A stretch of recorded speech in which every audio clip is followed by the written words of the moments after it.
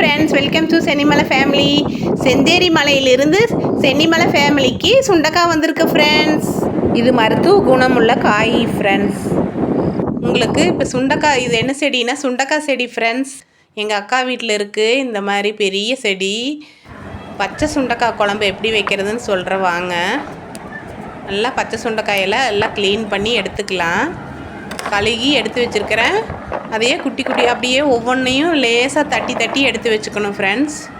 எடுத்துகிட்டு ஒரு கடாயை அடுப்பில் வச்சு சூடானதையும் எண்ணெய் ஊற்றிட்டு அதில் இந்த சுண்டைக்காயெல்லாம் போட்டுக்கலாம். லேசாக தட்டி தட்டி வச்சுருக்கேன். அப்போ தான் அந்த எசன்ஸ் எல்லாம் இறங்கும். அதை வதக்கி எடுத்துக்கலாம். எண்ணெயிலேயே கொஞ்சம் வதக்கி எடுத்துக்கணும். நல்லா வதக்கி எடுத்து வச்சுட்டு அதுக்கப்புறம் அதே எண்ணெயிலேயே இந்த காய் மட்டும் வடித்து எடுத்து வச்சுட்டு அதே எண்ணெயில் சின்ன வெங்காயமும் வெள்ளை பூண்டும் போட்டு வதக்கிக்கலாம். கருவேப்பிலை, தக்காளி இதெல்லாம் போட்டு வதக்கிக்கலாம். வதக்கிட்டு அது நல்லா தக்காளி வதங்கினதும் நம்ம கொஞ்சமாக தேங்காய் துருவி போட்டுக்கிறேன். ஒரு மூடி தேங்காய் போட்டிருக்கேன். அப்புறம் மல்லித்தூள் கொஞ்சம் போட்டுக்கலாம். 2 ஸ்பூன் மல்லித்தூள் போட்டுக்கலாம். அப்புறம் வத்தக்குழம்பு பொடி போட்டிருக்கேன். காரத்துக்கு கொஞ்சமாக வரமிளகாய் தூள் போட்டிருக்கிறேன். இதெல்லாம் வதக்கிட்டு ஆற வச்சு அரைச்சி எடுத்துக்கலாம். அப்புறம் இன்னொரு கடாய் அடுப்பில் வச்சு கொஞ்சம் எண்ணெய் ஊற்றிட்டு கடுகு வெந்தயம் போட்டு தாளிச்சுக்கணும். வெந்தயம் கண்டிப்பாக போடணும் ஃப்ரெண்ட்ஸ்.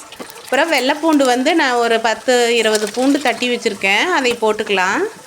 நல்லா வதங்கட்டும். சின்ன வெங்காயம் போட்டிருக்கேன். கருவேப்பிலை, சின்ன வெங்காயம் எல்லாம் போட்டு வதக்கிட்டு நம்ம ஆல்ரெடி வதக்கி வச்சுருக்கிற சுண்டைக்காய் போட்டுக்கலாம். பச்சை சுண்டைக்காய் அதையும் போட்டு வதக்கிட்டு புளித்தண்ணி கொஞ்சம் கரைச்சி ஊற்றிக்கணும். புளித்தண்ணி கரைச்சி ஊற்றிட்டு நம்ம அரைச்சி வச்சுருக்கிறோம்ல ஃப்ரெண்ட்ஸ், அந்த பேஸ்ட்டு அதை போட்டுக்கணும். அதை போட்டு நல்லா கொதிக்க விடலாம். பச்சை வாசம் போகிற அளவுக்கு கொதிக்கட்டும். பச்சை சுண்டைக்காய் சேர்த்திக்கிறது உடம்புக்கு நல்லது ஃப்ரெண்ட்ஸ். இந்த மாதிரி நீங்களும் ஒரு வாட்டி செஞ்சு பாருங்கள். நல்லா கொதித்து வெந்துருச்சு ஃப்ரெண்ட்ஸ். பாருங்கள் எவ்வளோ தண்ணி வற்றிருச்சு. இது 2 நாளைக்கு வச்சுருந்தீங்கனாலும் நல்லாயிருக்கு. டேஸ்ட்டாக சூடு பண்ணி சாப்பிடும்போது சூப்பராக இருக்கும். சுடு சாதத்துக்கு கொஞ்சமாக சுண்டைக்காய் குழம்பு ஊற்றிட்டு சாப்பிட்டு பார்த்தா செம டேஸ்ட்டு ஃப்ரெண்ட்ஸ். இந்த மாதிரி நீங்களும் ஒரு வாட்டி செஞ்சு பாருங்கள். பச்சை சுண்டைக்காய் விட்டுறாதீங்க. கிடச்சிச்சின்னா நீங்கள் கொண்டு வந்து இந்த மாதிரி செய்யலாம். ஒரு நாள் சட்னி செஞ்சு காட்டுறேன் ஃப்ரெண்ட்ஸ் எப்படின்ட்டு. சூப்பராக இருக்குது. எல்லா இதுக்குமே இந்த சுண்டைக்காய் சேர்த்திக்கிட்டால் நல்லது.